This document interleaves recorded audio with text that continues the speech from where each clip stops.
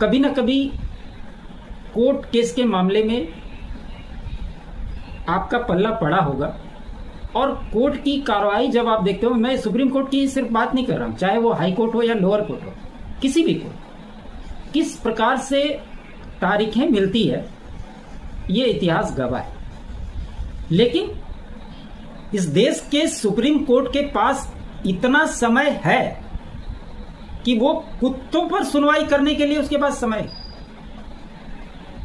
उसको कैसे आश्रय देना चाहिए ये सुनने के लिए उसके पास समय है। लेकिन अगर बात लंबित मामलों की होती है तो उनका सिर्फ गोल गोल जवाब आता है ना।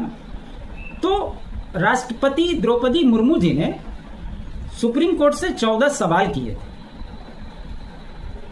और उसका जवाब दाखिल करना था सुप्रीम कोर्ट। तो सुप्रीम कोर्ट ने 5 जजों की संवैधानिक बेंच गठित की, उसमें वो खुद भी हैं। इनको लगा कि इसका जवाब देना चाहिए। हालांकि अभी तक जवाब गया नहीं है।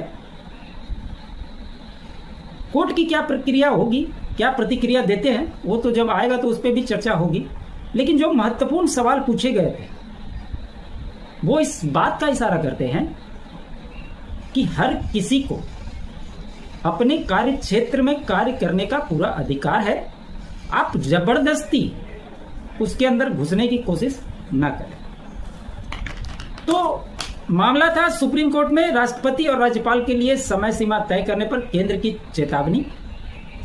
केंद्र ने स्पष्ट तौर पर कहा इससे संवैधानिक अराजकता पैदा होगी। ये जब जवाब दाखिल किया उसमें कहा गया, सॉलिसिटर जनरल तुषार मेहता साहब ने कहा अनुच्छेद 142 के तहत सुप्रीम कोर्ट को असाधारण शक्तियां मिली हुई है, लेकिन इसके बावजूद भी सुप्रीम कोर्ट संविधान में संशोधन नहीं कर सकता। ये संसद ही कर सकती है। आप अगर कोई बिल संसद में पास होता है, आजकल देखते हैं जब से खास करके नरेंद्र मोदी की सरकार बनी है, कोई भी कितना भी बहुमत से बिल पास क्यों ना हुआ हो, वो सीधा पहुंच जाता है सुप्रीम कोर्ट। और सुप्रीम कोर्ट लगता है कि बस इसी इंतजार में बैठा हुआ है कि बस आए और हम अपनी टिप्पणी करें।